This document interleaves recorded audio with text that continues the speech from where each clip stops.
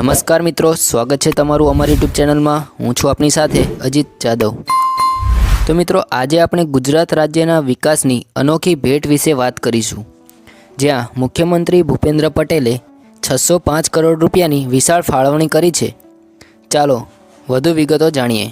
નાગરિકોને વધુ સારી સુવિધાઓ મળે અને વિકાસના કામોમાં વેગ આવે તે માટે ગુજરાત સરકારે 605 કરોડ રૂપિયાના વિકાસ કામો મંજૂર કર્યા છે।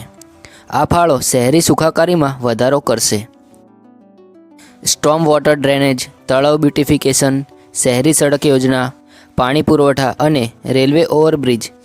આ ફાળવણી સ્વર્ણિમ જયંતિ મુખ્યમંત્રી શહેરી વિકાસ યોજના હેઠળ કરવામાં આવી છે, જે 2010માં શરૂ કરવામાં આવી હતી। મિત્રો, 25 નગરપાલિકાઓમાં નવીન બગીચા અને ગાર્ડન બનાવવા માટે 40 કરોડ રૂપિયા ફાળવવામાં આવ્યા છે। સાથે જ 13 નગરપાલિકાઓમાં લાઇબ્રેરી અને ગ્રંથાલય નિર્માણ માટે 39 કરોડની ફાળવણી કરવામાં આવી છે। નાગરિકોને ટ્રાફિકમાંથી મુક્તિ મળે અને યાતાયાત વધુ સુગમ બને તે માટે દ્વારકા અને ધાંગધ્રા નગરપાલિકાને રેલવે ઓવરબ્રિજ માટે 88.88 કરોડ રૂપિયા ફાળવવામાં આવ્યા છે। દ્વારકા રૂપિયા 49.87 કરોડ, ધાંગધ્રા રૂપિયા 39 કરોડ।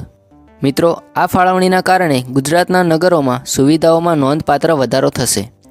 પર્યાવરણ શુદ્ધિ, ગ્રીન સ્પેસ અને શહેરી સુખાકારીનું મુખ્ય ઉદ્દેશ આ યોજનામાં સામેલ છે। મુખ્યમંત્રી ભૂપેન્દ્ર પટેલે ટ્વીટ કરીને જાહેર કર્યું કે રાજ્યની નગરપાલિકાઓ, મહાનગરપાલિકા અને શહેરી વિકાસ સત્તામંડળના વિસ્તારોમાં નાગરિકોને વધુ સારી સુવિધાઓ પાડવા માટે રૂપિયા 605.48 કરોડ રૂપિયા ફાળવવામાં આવ્યા છે।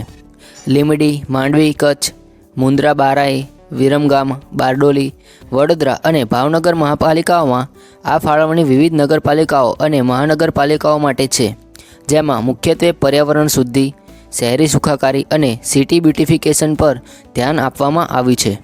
25 નગરપાલિકાઓમાં નવીન બગીચા અને ગાર્ડન બનાવવા માટે રૂપિયા 40 કરોડ ફાળવવામાં આવ્યા છે।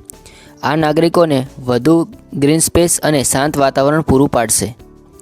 વધુમાં 13 નગરોમાં નવી લાઇબ્રેરી બનાવવા માટે રૂપિયા 39 કરોડ ફાળવવામાં આવ્યા છે, જે નાગરિકોની વાંચન ભૂખ સંતોષશે અને વૈશ્વિક સ્તરે માહિતગાર બનાવવામાં મદદરૂપ થશે। 22 નગરપાલિકાઓના જૂના ગ્રંથાલયને અધ્યયન બનાવવા રૂપિયા 33 કરોડ રૂપિયા ફાળવવામાં આવશે। મિત્રો, સ્ટોર્મ વોટર ડ્રેનેજ, આઉટગ્રોથ વિસ્તાર વિકાસ, શહેરી સડક યોજના અને રેલવે ઓવરબ્રિજ જેવી મહત્ત્વની યોજનાઓ માટે રૂપિયા 493.48 કરોડ ફાળવવામાં આવ્યા છે। આ કામો નાગરિકોના ઇઝ ઓફ લિવિંગમાં નોંધપાત્ર વધારો કરશે। ગુજરાતના શહેરી વિસ્તારોમાં આ કામો સાથે સુવિધાઓનો વિકાસ થશે અને નાગરિકોને વધુ આરામદાયક જીવન મળશે। તો મિત્રો, જો તમને આ વિડીયો પસંદ આવ્યો હોય તો વધુ માહિતી માટે અમારી ચેનલ અજીત જાદવને સબસ્ક્રાઈબ કરવાનું ભૂલશો નહીં।